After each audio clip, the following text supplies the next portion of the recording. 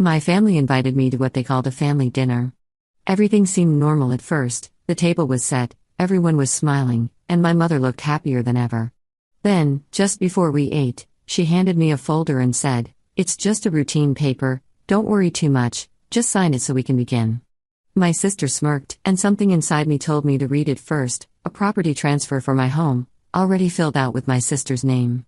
I looked up, and tried not to sign. My sister grabbed a hot iron, placed it on my back while my parents held me, shouting, "Sign it and everything will be over." My daughter looked at me traumatized, and that's when all of them did the unimaginable, which left me shaken, until they didn't know was that I had already moved the ownership to someone they would never expect. The invitation came on a Tuesday afternoon. Mom called me around 3 o'clock, her voice dripping with a kind of sweetness that should have been my first warning. She wanted to host a family dinner that Saturday, nothing fancy, just the people who mattered most. I hesitated because family gatherings had become strained over the past year, but she insisted it would be good for everyone to reconnect. My daughter Emma was 7 years old, and I wanted her to have positive memories with her grandparents, so I agreed. The tension between my sister Brittany and me had started 2 years ago when our father suffered a stroke. He recovered mostly, but the incident made everyone hyper-focused on mortality and inheritance. Brittany had always been the golden child, the one who could do no wrong despite dropping out of college twice and bouncing between failed business ventures that Dad always funded. I had worked my way through nursing school, bought my own home at 29, and raised Emma as a single mother after my ex-husband walked out when she was 2. My house was modest but mine.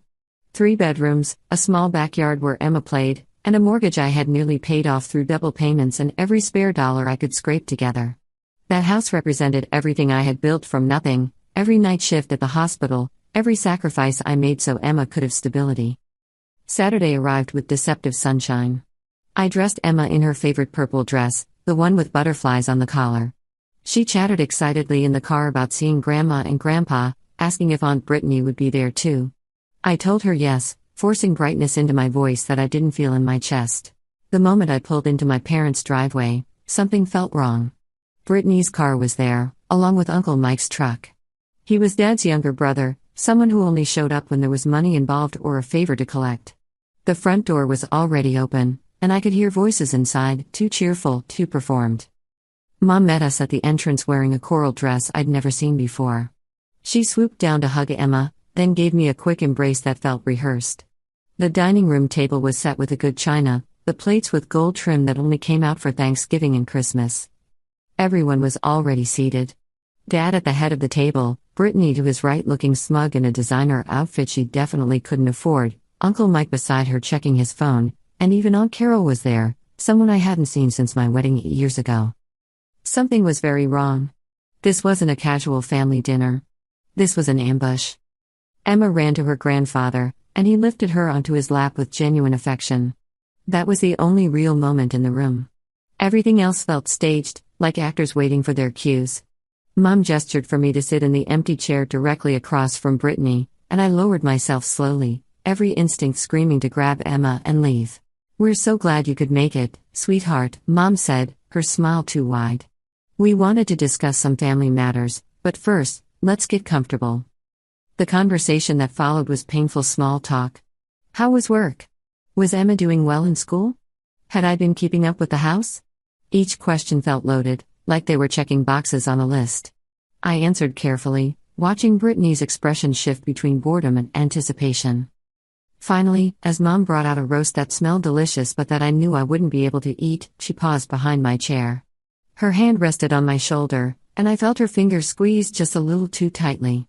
"Before we begin eating," she said, "there's just one small piece of business we need to handle." Dad cleared his throat. Emma was playing with a napkin, folding it into shapes, oblivious to the electricity crackling through the room. Uncle Mike set down his phone and leaned back in his chair with his arms crossed. Brittany's smirk grew wider. Mom placed a manila folder in front of me. The folder was thick, official-looking, with the logo of a law office embossed in the corner. "It's just a routine paper," she said, her voice sugar-sweet and venomous at the same time. "Don't worry too much, just sign it so we can begin." My hands trembled as I reached for the folder. Every fiber of my being knew I shouldn't open it, but I had to see what they were trying to pull. Inside were legal documents, property transfer papers, formatted and professional. My name was typed at the top as the current owner. The property address was my home, the house I had bled for, the house where Emma took her first steps. And in the section marked Transfer To, written in careful script, was Brittany's full name. Brittany Ann Morrison. The room tilted. I read the paragraph again, my brain refusing to process what my eyes were seeing. They wanted me to sign over my house. They had prepared legal documents. They had invited me here, with my daughter present, to coerce me into giving away the only thing of value I owned. What is this? My voice came out strangled, barely above a whisper. Dad spoke up, his tone reasonable, like he was explaining something simple to a child. Brittany needs a place to live, honey. Your house is almost paid off, and you're doing fine. You can rent an apartment, something smaller. It makes sense for the family. Makes sense? I repeated, unable to believe what I was hearing. You want me to give my house to Brittany? The house I bought? That I've been paying for? Brittany leaned forward, her designer bracelet clicking against the table. Don't be so dramatic, Melissa. You'll still have a place to live. Mom and Dad will help with rent for a while. This is about family helping family. I looked around the table, desperate to find an ally. Aunt Carol wouldn't meet my eyes. Uncle Mike looked bored, like this was already decided. Mom stood behind me, her hands now gripping both my shoulders.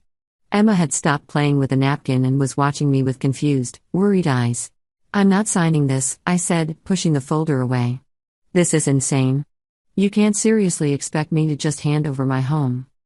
The temperature in the room dropped. Dad's expression hardened into something I'd seen before, the look he used to give me when I disappointed him as a teenager. Melissa, don't make this difficult. Your mother and I have talked extensively about this. It's the right decision for everyone. The right decision for everyone? I stood up, my chair scraping loudly against the floor. I worked for that house. I raised my daughter there. You can't just take it because Brittany needs somewhere to live after whatever disaster she created this time. Brittany shot to her feet, her face flushing red. You always thought you were better than me, didn't you? Perfect Melissa, who never needed help, who did everything on her own. Well, maybe it's time you learned what struggling actually feels like. I've been struggling my entire life, I shot back, my voice rising. While Dad paid for your apartments and your cars and your failed businesses, I was working double shifts and eating ramen so I could afford daycare. You don't get to take what I built. Mom's grip on my shoulders tightened painfully. Sit down, Melissa. You're upsetting Emma. Emma was crying now, quiet tears streaming down her face. She didn't understand what was happening, only that the adults were fighting. I wanted to go to her, but Mom's hands kept me in place. Uncle Mike stood up and moved to the doorway, blocking the exit. Aunt Carol had her hand over her mouth. Just sign the papers, Dad said, his voice low and threatening. Sign them, and this will all be over. We can eat dinner, and everyone can go home happy. My heart was hammering so hard I thought it might burst through my chest. This couldn't be happening. My own parents, my own sister, were trying to steal my house in front of my daughter. The china plates gleamed under the chandelier light. The roast sat untouched. Everything about this scene was wrong. No, I said firmly. I'm leaving, and I'm taking Emma with me, so what are you going to do with it? I asked after we left the lawyer's office.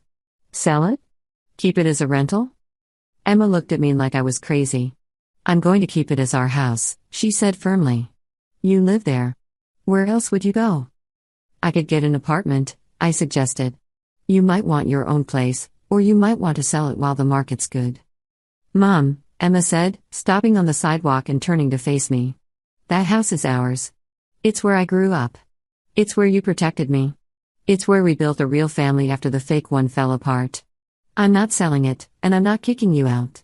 When I get married someday, if I get married, my spouse will just have to understand that my mom and I are a package deal.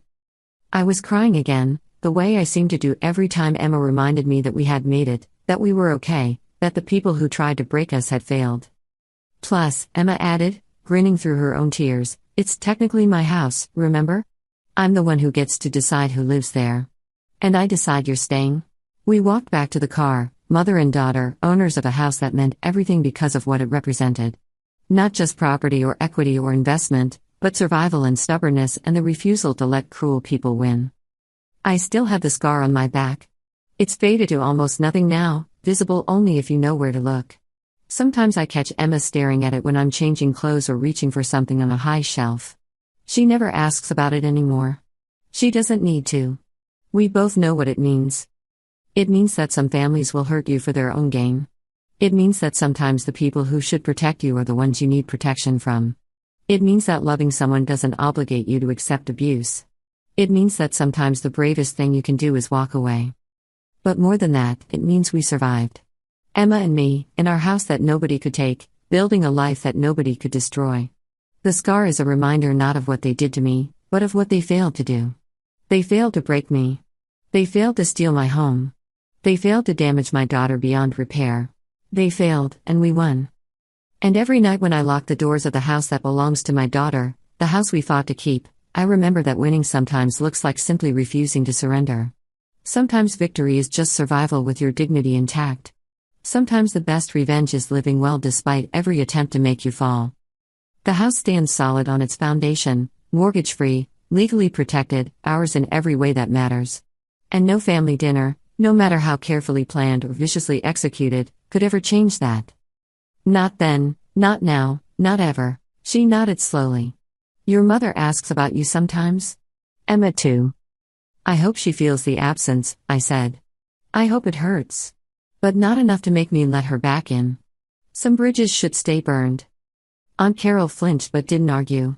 She walked away, and I continued my shopping, choosing fresh vegetables for dinner, normal Saturday afternoon activities that felt like victory. This was my life now.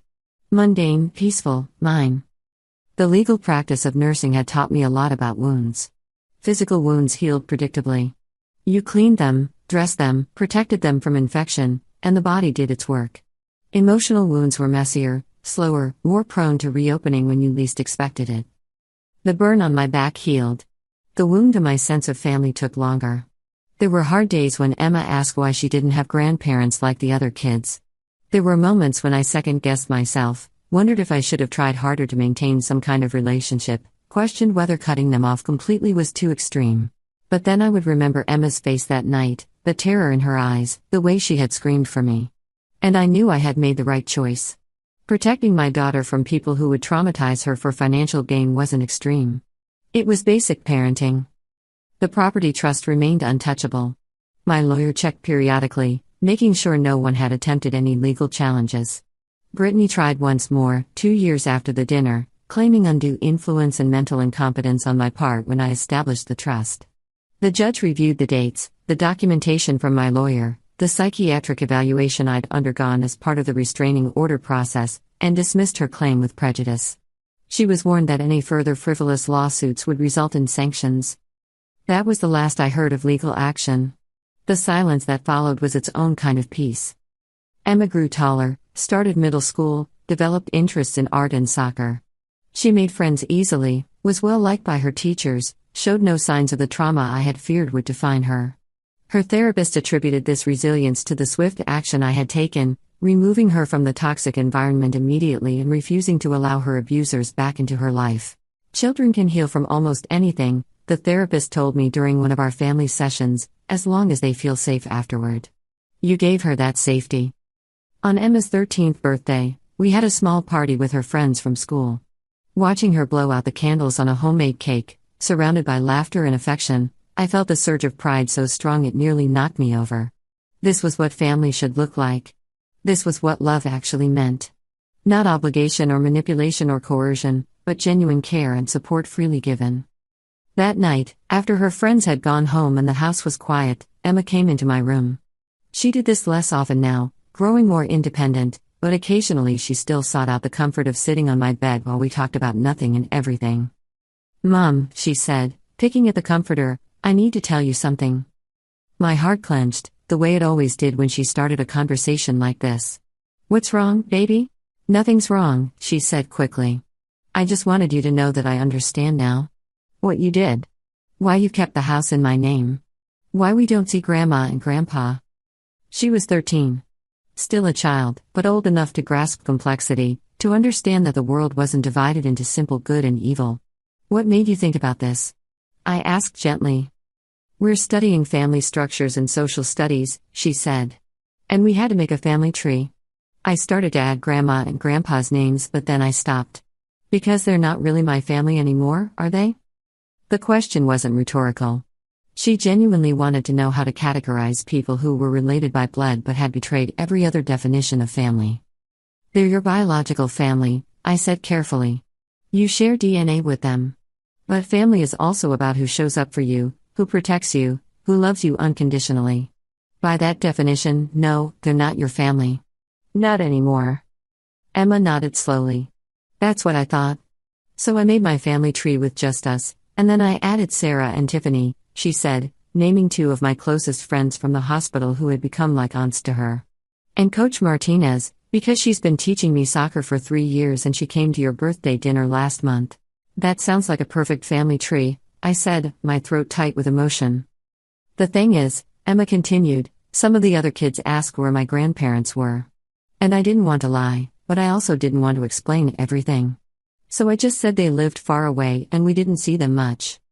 That was smart, I told her. You don't owe anyone your whole story. Sometimes the simple version is enough.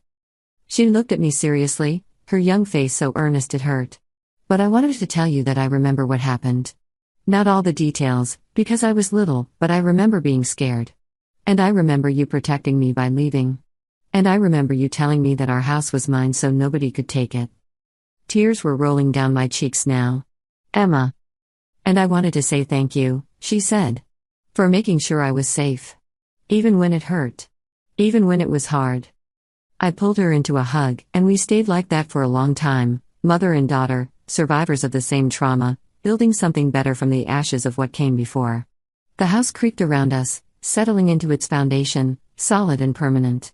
The house Emma would inherit someday, the house nobody had managed to steal. When Emma turned 18 and started looking at colleges, we had to have a conversation about finances. The house was paid off now, but living expenses were still real. She wanted to go to art school in California, a dream that had solidified over her high school years as her talent became increasingly obvious. I could sell the house, she said one evening, looking at college cost calculators on her laptop. It's worth a lot more now than when you bought it. We could use the money for tuition. The house is yours, I reminded her. You can do whatever you want with it. But you don't have access until you're 25, remember? That was part of the trust structure. I know, she said. But we could break the trust if we both agreed, couldn't we? You're the trustee. She was right. If we both petitioned the court, we could probably dissolve the trust early. But something in me resisted. The house had protected us once. It felt like tempting fate to give up that protection before the agreed-upon time. Let's look at other options first, I suggested. Financial aid, scholarships, student loans if we need them. The house should be your safety net, not your only option. Emma looked relieved. I kind of wanted you to say that, she admitted. I like knowing the house is there. Like, whatever happens, we have that. You know? I understood exactly. The house had become more than just property. It was a symbol, a reminder that we had survived, that we had outsmarted people who tried to take everything from us. Emma went to art school in California on a partial scholarship. I took extra shifts to help cover the rest. She came home for holidays, bringing friends who had nowhere else to go, filling the house with laughter and creative chaos. The house adapted to these new rhythms, welcomed these new people, remained the solid foundation we had fought to keep. On Emma's 25th birthday, she officially took full legal ownership of the house. We had a small ceremony in the lawyer's office, signing papers that transferred the trusteeship, and gave her complete control. She was an adult now, a professional illustrator with a growing reputation, someone who had built her own life separate from the trauma of her childhood. The burn was second degree, covering an area the size of my hand. They treated it, wrapped it, gave me prescriptions for pain and infection. Emma sat in the corner of the exam room, clutching a stuffed animal the nurse had given her, staring at nothing. When we finally got home, I locked every door and window. I called my lawyer that night, woke him up at 11 o'clock, and told him everything. He was horrified. He wanted me to file charges immediately. I said I would think about it. I wasn't sure I was strong enough for that battle yet. Emma didn't speak for 3 days. She ate when I put food in front of her, she went to school, she came home, but she didn't speak. On the 4th day, she crawled into my bed in the middle of the night and whispered, "Are the bad people going to come back?" "No, baby," I told her, stroking her hair. They're never going to hurt us again. Grandma and Grandpa are bad people? She asked, her voice so small it broke my heart. Sometimes people we love do bad things, I said carefully. And when they do, we have to protect ourselves, even if it's hard. She was quiet for a long time. I'm glad our house belongs to me, she finally said. I'll keep it safe. I cried then, silent tears that soaked into her hair. My 7-year-old daughter understood that she was protecting us now, that the house being in her name was a shield against people who should have loved us but chose greed instead. The next week, my phone was flooded with messages. Brittany sent dozens of texts, alternating between threats and pleading. Mom called constantly, leaving voicemails that started apologetic and ended accusatory. Dad sent one message, "You're making a mistake. Family forgives. We can move past this." I blocked all of their numbers. Uncle Mike showed up at my house once. I watched through the window as he pounded on the door, yelling about how I was tearing the family apart. I called the police. They came and escorted him away with a warning. I filed for a restraining order the next day. The legal process was exhausting. I had to tell the story over and over, to lawyers, to judges, to court-appointed advocates. Emma had to speak with a child psychologist, had to describe what she saw in her grandparents' dining room. The psychologist said she would likely have trauma from witnessing the assault, that we should consider therapy for both of us. The restraining order was granted. 200 feet, enforceable by law. If any of them came near me or Emma, they would be arrested. Brittany tried to contest the property trust, arguing that I had transferred the house to Emma specifically to keep it from the family. My lawyer shut that down fast. The trust had been established months before the dinner incident, professionally documented, completely legal. The judge threw out her case without even hearing arguments. I heard through mutual acquaintances that Brittany had to declare bankruptcy 6 months later. Whatever business venture had failed this time, Dad refused to bail her out again. Apparently, their plan had been to give her my house so she could sell it and pay off her debts. When that failed, she had nowhere to turn. I felt nothing when I heard that news. No satisfaction, no pity, nothing. She was a stranger to me now. Emma slowly returned to herself over the following months. She laughed again, played with her friends, did well in school. But she never asked about her grandparents. When other kids talked about visiting their grandmas and grandpas, she stayed quiet. Sometimes I caught her touching the lock on the front door, making sure it was secure. The burn scar on my back is still visible. It's faded from angry red to pale silver, but the shape is unmistakable. Every time I see it in the mirror, I remember sitting in that chair, remember the smell of burning flesh, remember Emma's screams. But I also remember what came after. I remember protecting her. I remember keeping our home. A year after the dinner, I received a letter from Mom.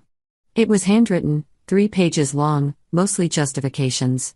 She claimed they had only wanted what was best for the family, that I had always been stubborn, that if I had just signed the papers, none of the unpleasantness would have been necessary. The word unpleasantness was her description of torturing her own daughter. There was no apology, no acknowledgement of wrongdoing. Just explanations and blame. I burned the letter in the backyard fire pit while Emma watched. Sometimes letting go means burning away the bad things, I told her. She nodded solemnly and helped me poke the ashes with a stick until there was nothing left but dust. We started new traditions. Holidays became just the two of us, baking cookies and watching movies. I made friends at the hospital, other single mothers who understood the struggle. We built a family out of choice instead of blood, people who showed up when we needed them, who celebrated our victories and supported us through hard times. The house remained ours. Emma's house, technically, but our home in every way that mattered. I continued making payments into the trust fund my lawyer had set up, building equity that would belong to her when she turned 25. Sometimes I wondered what she would do with it. Sell it and start fresh somewhere new? Keep it as a rental property? Live in it with her own family someday? Whatever she chose, it would be her choice. Nobody could take that from her. I had made sure of it without even meaning to, had protected her future before I knew it needed protecting. On the 2nd anniversary of the dinner, Emma asked me about that night. She was 9 now, old enough to process more of what had happened. We sat on the back porch, watching fireflies dance in the summer twilight. "Why did they do that to you?" she asked, her voice matter-of-fact. "Why did they want our house so badly?" I thought carefully about how to answer. "Some people think that wanting something is the same as deserving it," I finally said. They think that being family means everything should be shared, even when sharing isn't fair. But you worked for our house, Emma said. You told me stories about working at night and being really tired. I did work for it, I agreed. Every single dollar. And that's why I wanted it to be yours. Because I wanted you to have something that nobody could take away, something that was yours by right and law. She was quiet for a while, watching the fireflies. I'm going to keep it, she said eventually. When I'm 25, I'm going to keep our house. And maybe you can live here forever, even when I'm old. I pulled her close, feeling the familiar ache in my back where scar tissue didn't stretch quite right. That sounds like a good plan, baby. Mom? She asked, using the more grown-up name she'd recently started preferring. Are you sad that you don't have parents anymore? It was a complicated question. Was I sad? Sometimes. I grieved the parents I thought I had, the family I believed existed. But I wasn't sad about losing the people who had revealed themselves in that dining room. Those people were strangers who happened to share my DNA. I'm sad about what could have been, I told her honestly. But I'm not sad about what is. Because what is means you and me, in our house, safe and together. And that's everything I need. Emma nodded against my shoulder. The fireflies continued their ancient dance, appearing and disappearing in the darkening yard. Inside, the house lights were on, warm and welcoming. Our house. Emma's house. The only inheritance that mattered. 3 years after the incident, I ran into Aunt Carol at the grocery store. She looked older, more worn down than I remembered. She saw me and started to walk away, then stopped and turned back. I should have done something, she said quietly, not quite meeting my eyes. That day. I should have stopped them. I wanted to rage at her, to demand why she had just sat there while they hurt me. But looking at her tired face, I realized she was another victim of the same family dysfunction that had nearly destroyed me. She had been raised in the same system, taught the same lessons about loyalty and obedience. You should have, I agreed. But you didn't. And that's something you have to live with, not me. I tried to stand again, but Mom's hands pushed down hard on my shoulders, forcing me back into the chair. Dad nodded at someone behind me, and suddenly Brittany was moving. She walked to the corner of the room where I now noticed an iron was plugged in, sitting on a small table I hadn't registered before. The cord stretched across the room, and the iron's light glowed red. My stomach dropped. What are you doing? Brittany picked up the iron, and I could see heat waves shimmering from its surface. She had planned this. They had all planned this. The iron had been heating the entire time we'd been sitting here making small talk. Just sign the papers, Melissa, Brittany said, walking toward me slowly. Sign them, and nobody has to get hurt. I tried to jump up, but Mom was pushing down with all her weight now. Uncle Mike crossed the room and grabbed my left arm, wrenching it behind the chair. Aunt Carol looked away, her whole body shaking. Emma was screaming now, a high-pitched wail of pure terror. Please, I begged, looking at Dad. Please don't do this. Think about what you're teaching Emma. Please. Dad's face was stone. He stood and walked around the table, grabbing my other arm and pulling it behind the chair as well. Uncle Mike produced zip ties from his pocket, actual zip ties, and secured my wrists together behind the chair back. This was premeditated. They had brought supplies. Brittany stood in front of me with the iron, and I could feel the heat radiating from it even from a foot away. Last chance, she said sweetly. Sign the papers, and this all goes away. Every instinct I had was screaming. Emma was hysterical, trying to climb out of Dad's abandoned chair to reach me. Aunt Carol grabbed her, holding her back. My little girl's face was red and tear-streaked, her purple dress with butterflies twisted around her small body. Mommy! She screamed. Mommy, please. I looked at the papers on the table, then back at Brittany's face. She was enjoying this. My own sister was enjoying watching me trapped and terrified. I tried to think through the panic flooding my brain. If I signed, I lost everything. If I didn't sign, they would hurt me in front of my daughter, traumatize her forever. I won't sign, I said, my voice breaking. You'll have to kill me. Brittany's smile disappeared. She moved behind me in one fluid motion, and then there was white-hot agony as she pressed the iron against my back.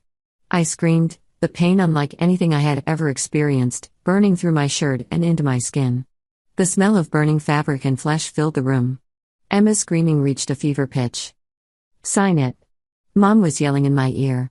Just sign it, and this stops. Sign it, and everything will be over. They held me down as I writhed in pain, as my daughter watched her mother being tortured by her own family. The iron was on my back for maybe 5 seconds, but it felt like an eternity. Brittany pulled it away, and I sobbed, my body shaking uncontrollably. Sign it, Dad said, his voice cold. Sign it now, or we do it again. Through my tears, through the pain radiating from my back, I saw Emma's face. My 7-year-old daughter, watching her family destroy her mother. Something broke in me then, something fundamental. These people were not my family. They were monsters wearing familiar faces. But I had one card left to play, one move they didn't know about. Fine, I gasped. I'll sign. Just let me go. Please. Uncle Mike cut the zip ties. My hands were shaking so badly I could barely hold the pen Mom pressed into my palm. The signature line blurred through my tears. I looked down at the papers, at Brittany's name written in that careful script, at the house address I had memorized from years of writing it on forms. And then I laughed. It started as a small sound, almost a hiccup, but it grew into genuine laughter that made my injured back scream with fresh pain. What's so funny? Brittany demanded, grabbing my shoulder and spinning me around. Sign the paper. I looked up at her, at all of them, and smiled through my tears. You can't transfer what I don't own anymore. The room went silent except for Emma's continued crying. What are you talking about? Dad said, stepping forward. You own that house. We checked the records. I did own it, I said, my voice gaining strength. Past tense. 3 months ago, I transferred the deed. Your records are out of date. I watched comprehension dawn on their faces, followed by rage. Brittany snatched the papers from the table and rifled through them, as if the truth might be hidden somewhere in the legal language. Mom's face had gone pale. Dad's hands clenched into fists. You're lying, Brittany spat. You couldn't have transferred it. To who? You don't have anyone. I transferred it to Emma, I said quietly. My lawyer helped me set up a trust. The house belongs to my daughter now. I'm listed as the trustee, so I still live there and manage it, but the actual ownership? That's hers. And guess what? She can't transfer it to anyone until she turns 25. It's legally protected. The silence stretched out, thick and toxic. Uncle Mike swore under his breath. Aunt Carol had released Emma, who ran to me and wrapped her small arms around my legs, still crying. I wanted to pick her up, but the pain in my back made it hard to move. You did this on purpose, Mom said, her voice shaking with fury. You knew we were going to ask for the house. I had no idea you were going to do this, I said, looking her in the eye. I transferred the house to Emma because my lawyer suggested it during estate planning. In case something happened to me, I wanted to make sure she was protected. I wanted to make sure no one could take it from her. The irony wasn't lost on me. I had protected Emma from exactly this scenario without even knowing this scenario would happen. The house was safe because I had put it in her name months ago, when I was worried about medical debt or car accidents, not family betrayal. Brittany threw the papers across the room, scattering them everywhere. You can't do this to me. Dad promised me that house. Dad doesn't own my house, I said coldly. He never did. And now neither do I. It belongs to my daughter, and there's nothing any of you can do about it. Dad looked like he might hit me. His face was purple with rage, veins standing out on his forehead. You'll regret this, Melissa. Family takes care of family, and you just spat in our faces. Family? I repeated, my voice rising. You tortured me in front of my child. You burned me with an iron. You tried to steal the only thing I own. And you're talking to me about family? I scooped Emma up despite the pain, feeling something wet on my back that was probably blood or fluid from the burn. She buried her face in my neck, and I held her as tightly as I could without crushing her. We're leaving, I said. Don't ever contact me again. Don't call, don't text, don't show up at my house. If you do, I'll file a police report about what happened here today. You wouldn't dare, Mom hissed. We're your parents. I looked at her, at this woman who had held me down while her other daughter burned me. Watch me. Uncle Mike moved toward the doorway again, but I was faster. I ran, Emma in my arms, pushing past him before he could react. He grabbed at my shirt, and I felt the fabric tear, felt the burn on my back protest, but I kept moving. Down the hallway, out the front door, across the lawn to my car. My hands were shaking so badly I could barely get the key in the ignition. Emma was hiccuping, her crying finally subsiding into shocked silence. In the rearview mirror, I saw them all standing in the doorway, watching me. Not one of them tried to stop me. Not one of them looked sorry. I drove straight to the emergency room. The nurses gasped when they saw the burn on my back, a perfect iron-shaped brand seared into my skin. The doctor asked questions I couldn't answer without putting Emma through more trauma. I said it was an accident, that I had backed into an iron, knowing no one would believe me but unable to face the reality of reporting my own parents for assault.